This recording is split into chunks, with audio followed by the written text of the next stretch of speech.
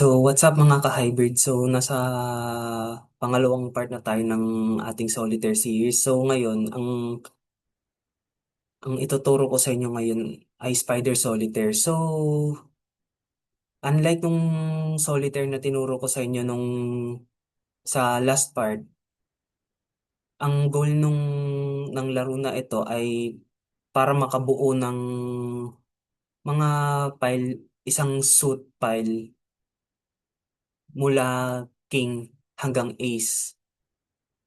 Pero ang diferensya, ang magiging in-game process natin ay kung ano ang magkakasunod-sunod niya sa King to Ace, dapat magkakapareho sila bago mo ayusin.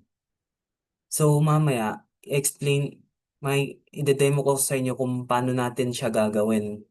So para sa arrangement niya, ang para sa larong ito, kailangan ninyo na ng dalawang deck ng baraha.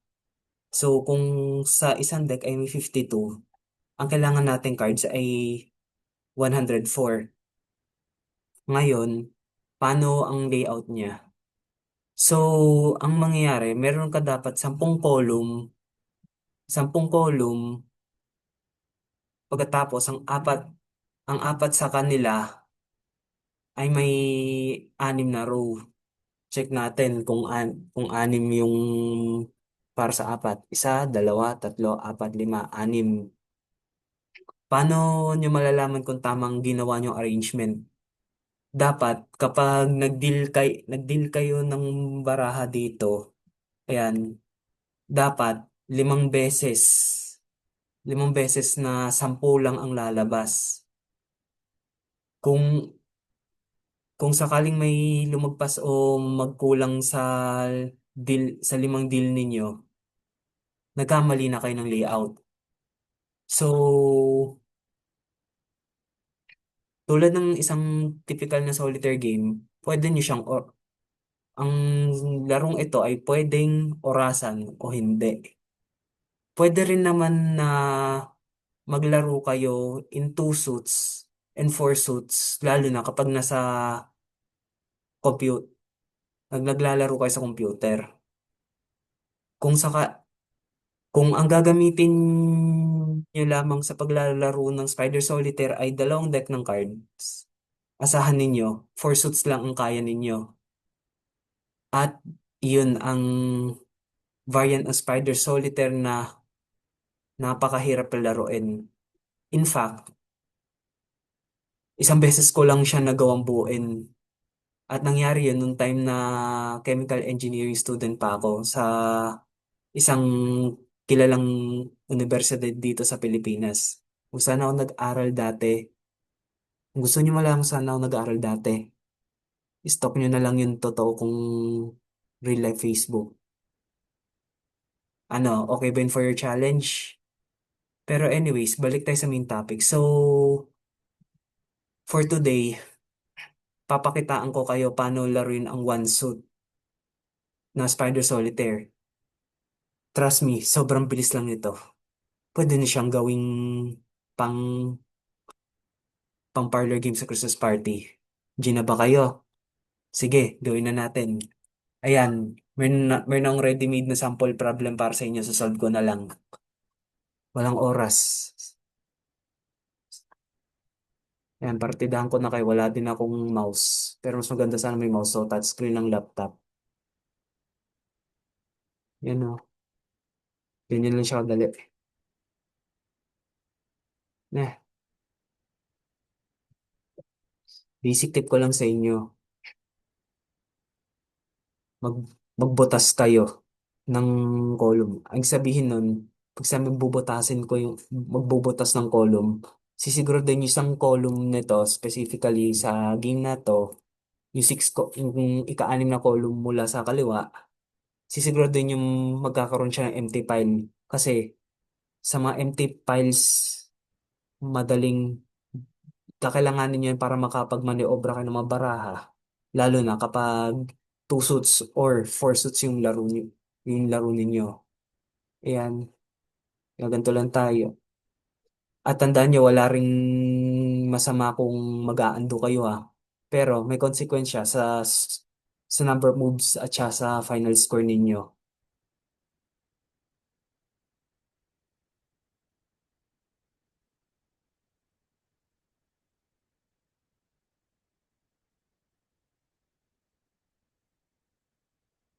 Alam ko medyo sa iba baka nakaka-boring maglaro ng ganito pero may mga tao talaga na mag-enjoy dito. Masarap, masarap maglaro ng ganito kapag halimbawa hindi mo isip yung susunod mong gagawin. Yun. Kung sakaling wala kayo talagang magawa sa bahay kapag rest day nyo, pahinga nyo, consider, consider nyo rin na maglaro ng baraha mag-isa. Hindi naman siya ganun kasama. Hindi kayo judge lalo na ako.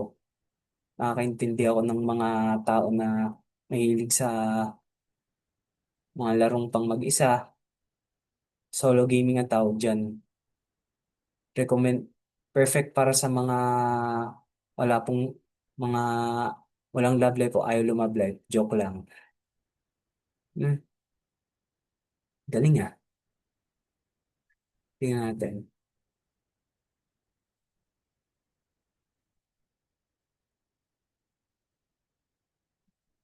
Yes.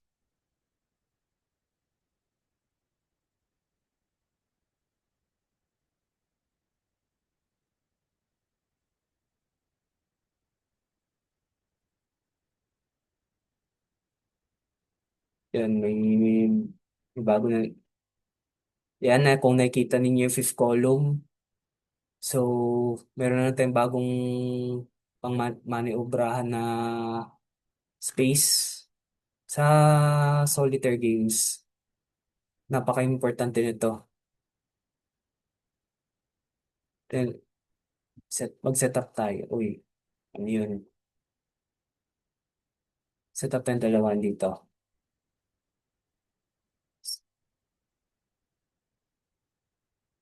Ba, dinadami ah. Uy,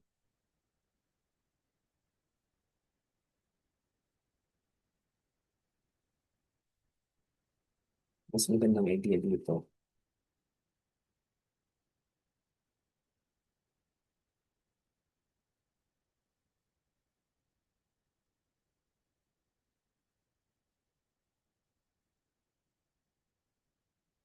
Kumusta ang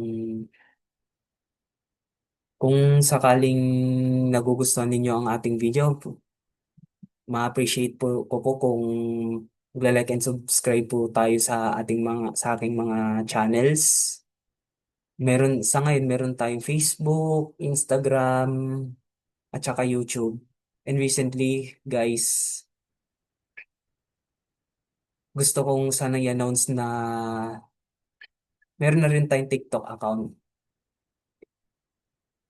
I-update ko na lang soon kung ano yung account para ma-follow nyo rin. And hopefully, one day, mapag-content din tayo doon. Kung sakali namang meron kayong suggestions for improvement, open rin naman po tayo. Just chat me. Pwede po kayo mag-PM sa akin or mag-send ng email sa hybriddoorman@gmail.com.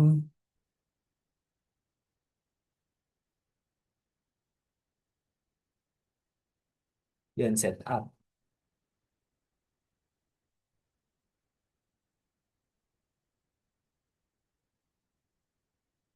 Yun.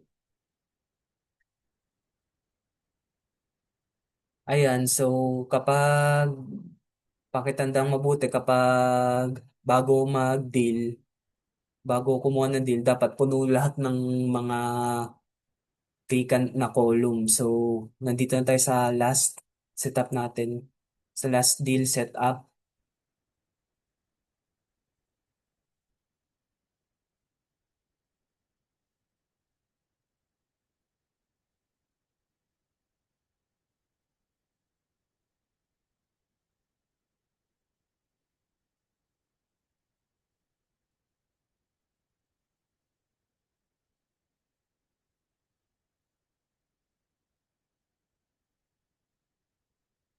Yan, matatapos, almost done. Dalawa.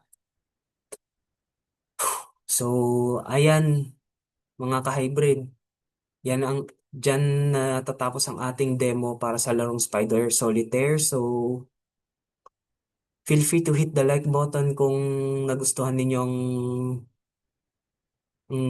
part, ang part, ang second part ng aking solitaire tutorial. So thank you for watching and see you sa next video.